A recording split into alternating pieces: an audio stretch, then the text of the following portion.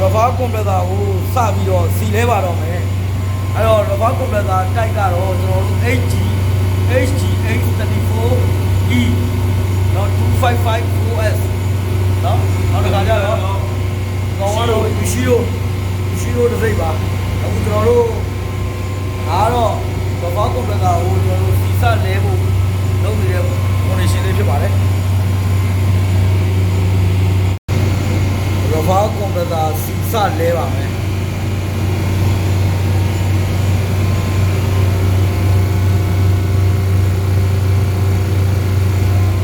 rubber compressor number 2စီစလဲပါ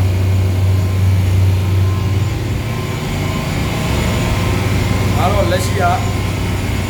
auto position မှာထားပါတယ်အောက်လက်ပါပဲကိုလာတော့အောက်လက်ပါသိတယ်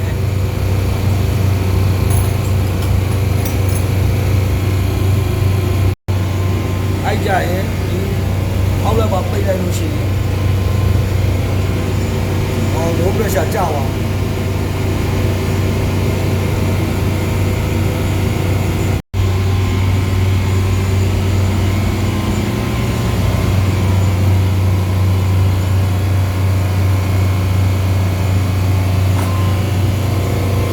low pressure 0နာရောက်ခံတယ် low pressure 0ရောက်တာလဲ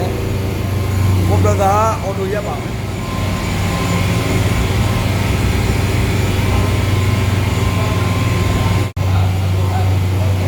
ကရက်ပြီးတဲ့အချိန်မှာဒီကောင်ကသူ့ pressure ရောက်တဲ့အချိန်မှာဒုတိယတစ်ချိန်ပြန်မောင်းပါတယ် auto ပြန်မောင်းတယ်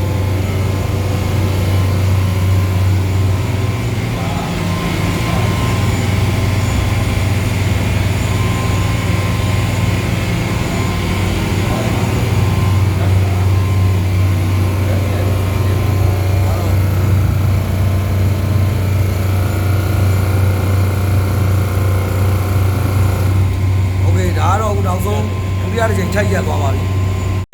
ကောင်ကcompressor ပါ။low pressure ပြန်တက်လာတဲ့ချိန်မှာကောင်နောက်တစ်ချိန်ပြန်မောင်းပါတယ် compressor ။အဲ့ဒီကျွန်တော်တို့စောင့်ပါတယ်။auto ပြန်ရက်တဲ့အချိန်ကိုကျွန်တော်တို့ပြန်စောင့်ပါတယ်။အခုတော့ရက်သွားပါပြီ။အဲ့တော့ make sure တေချာအောင်ကျွန်တော်တို့ဘားတွေစပိတ်ပါမယ်။တော့1 speed အောက်လိုက်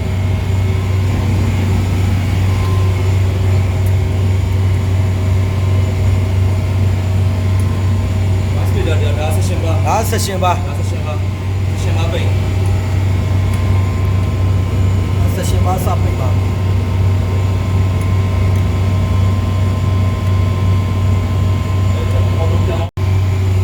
အဲ့ဒီချိန်မှာauto ပြန်မောင်းပါသလိုဒီကောင် manual position မှာကျွန်တော်တို့ပြန်ထားလိုက်ပါတယ် manual position မှာပြန်ထားပါတယ်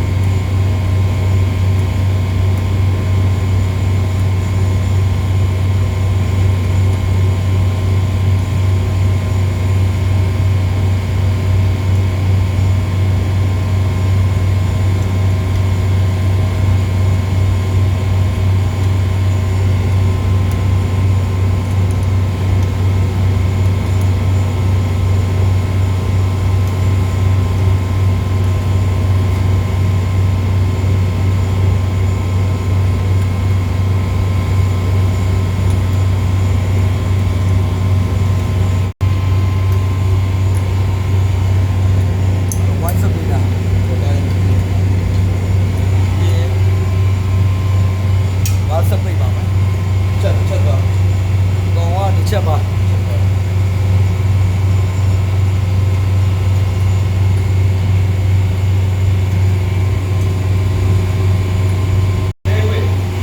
high pressure side မှာ pressure လောတယ်ရှိနေတယ် high pressure side pressure ဘာလို့ရှိရလဲဆိုတော့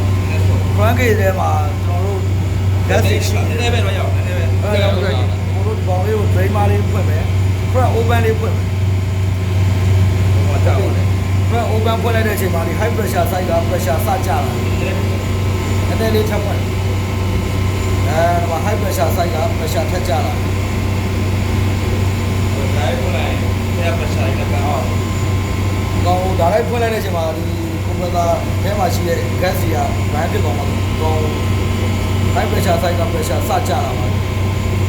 အဲ့ဒီတော့ကြောက်လို့လည်းဒီတော့ press open လေးဖွင့်ထားတယ်ကြာဒီကောင်လေး drain လိုက်တာနဲ့ high pressure ဒုံးဆိုပြီးတော့ high pressure 0ကိုထိုးဆင်းသွားပါပြီ okay အဲ့ဒါဆိုရင်ကျွန်တော်တို့ကဒီ crankcase wine rubber crankcase wine ကိုစီစလဲလို့ရပါတယ်ဒီထဲမှာလည်းစီစုပြီးပြီပါလဲ refrigerant ကျွန်တော်တို့စုထားပြီးသွားပြီအဲ့ဒါပြီးဒီကောင်ကိုစီစလဲလို့ရပြီเนาะ refrigerant လည်းစုထားပြီးသွားပြီ wine လည်းစုထားပြီးသွားအဲ့တော့စီဟောင်းတွေကိုကျွန်တော်တို့စလဲမယ် drain black လေးကိုဖြုတ်ပြီးတော့ကျွန်တော်တို့စီစပြီးတော့အဟောင်းတွေကို drain လုပ်လိုက်ဟုတ်စီဟောင်းတွေကိုစပြီးတော့ drain လုပ်ပါပြီ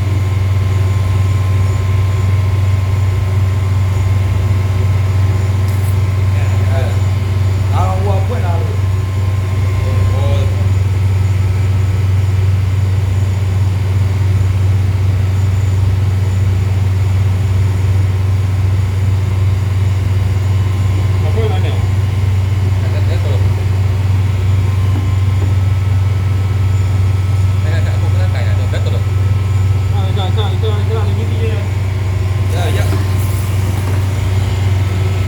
စီဟောင်းတွေကိုကျွန်တော်တို့စပြီးတော့ထုတ်လိုက်ပါပြီဒီဘဖာကွန်ပျူတာတွေကစီဟောင်းတွေစထုတ်တဲ့အချိန်မှာအခု half liter လောက်တော့ရပါတယ်စီတုံးမှာပြောသွားတာပြန်တယ်ဒီမှာစီ level ကလည်းပြောသွားပါပြီစီ level လည်းလုံးဝပြောသွားပါပြီ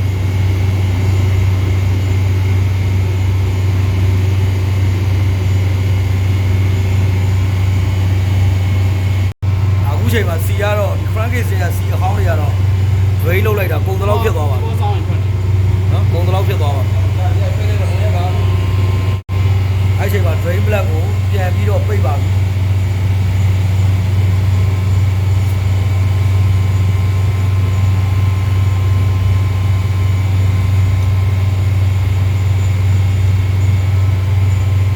โอเคပြန်ပိတ်ပြီးပါပြီဘာနေတော့အခုတော့ကောင်းဖြည့်မဲ့စီဖြည့်မဲ့နေရာကိုစပြီးတော့ connection လုပ်ပါပြီ copper pipe နဲ့ထဲတဲ့စီကတော့ Z Class RB68 ဖြစ်ပါတယ်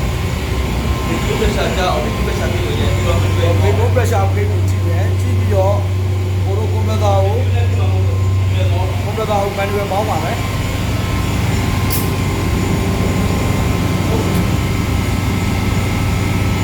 လောလောရောက်ပါ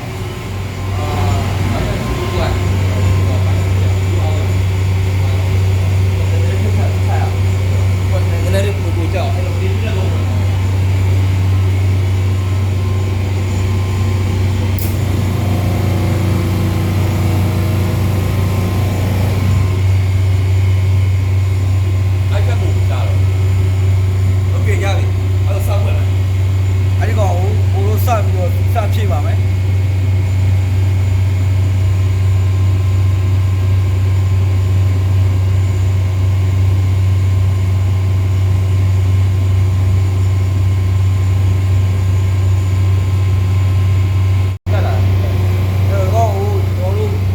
manually မောင်းပါမယ်ကွန်ပျူတာ manually မောင်းပြီးတော့ဘိုးတို့ကြည့်မယ်ဒီမှာ C pressure တက်လာပြီC pressure တက်လာတာနဲ့အများဘက်က white pressure လည်းတက်လာပါပြီwhite pressure တက်လာပြီ white pressure တက်လာပြီအဲ့တော့ဒီကောင်ကို gradually white pressure စတက်လာပြီC လည်းစတက်လာပါပြီဒီကျူးပြဘာပြလို့ပြတာဒီကျူးပြ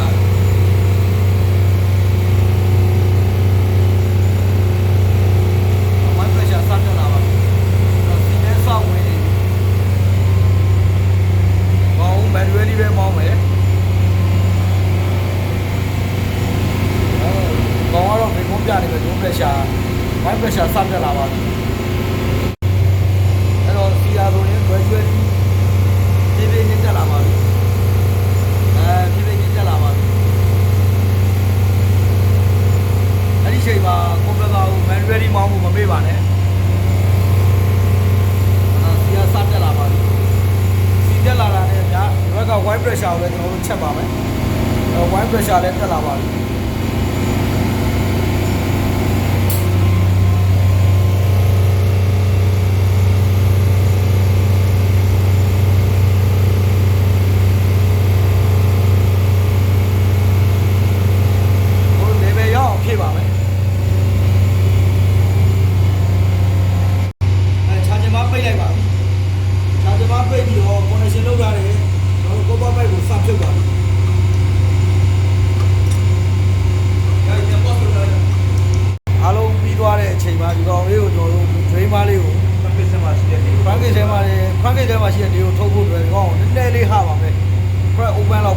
gas ready ပါပါ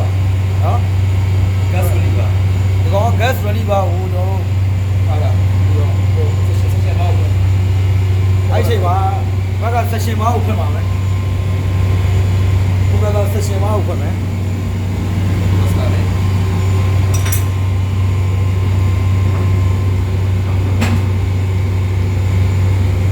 ဆက်မောတကတော့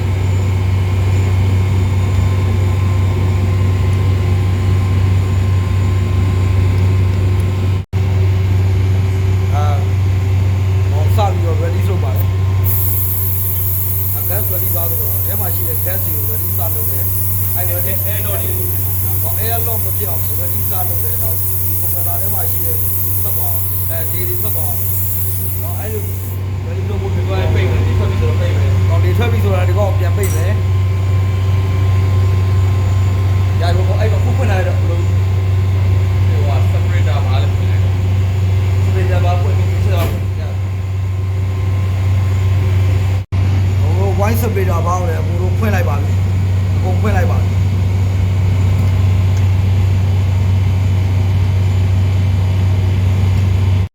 အဲ့တော့ဒီချက်ဘာလို့လဲဖွင့်ပါပြီ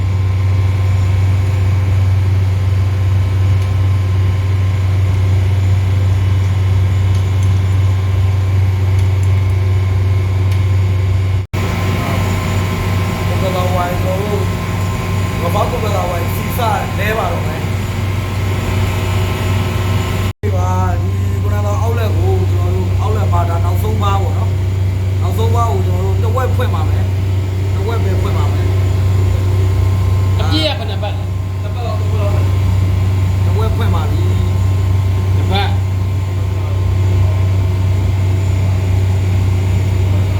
နှစ်ပတ်တစ်ပတ်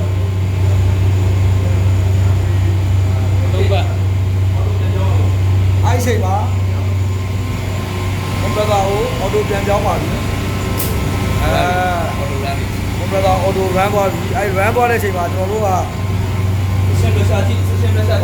ချလာရင်ထပ်ဝင်မယ် session pressure ကြည့်မယ် high pressure ကြည့်မယ် wide pressure လည်းမှန်မှန်ကျွန်တော်တို့ပြန်စစ်ပါမယ်အဲ့ဒါဆိုရင်တော့ပုံမှန်မှာတော့ရှိနေပါပြီနော် gas teacher နဲ့ဆမ်းပါတယ်ဒီကောင် leak ဖြစ်လားမဖြစ်လားသိအောင်နော်ဟုတ်ကဲ့နော်အဲ့တော့ပြုတ်ရတဲ့စက်တွေတော့ light စစ်ပါမယ်ဒီကောင် gas teacher နဲ့ဆမ်းတယ်ဘုံက leak မရှိပါဘူး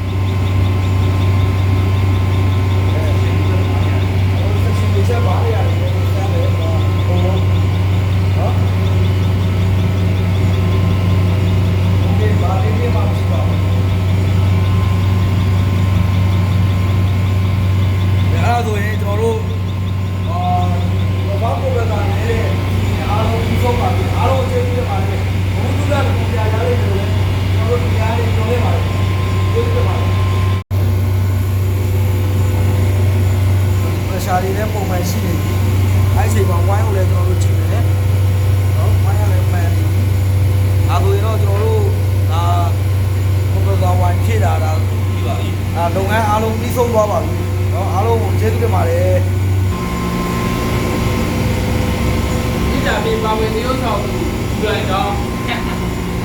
ရှေ့ကြီး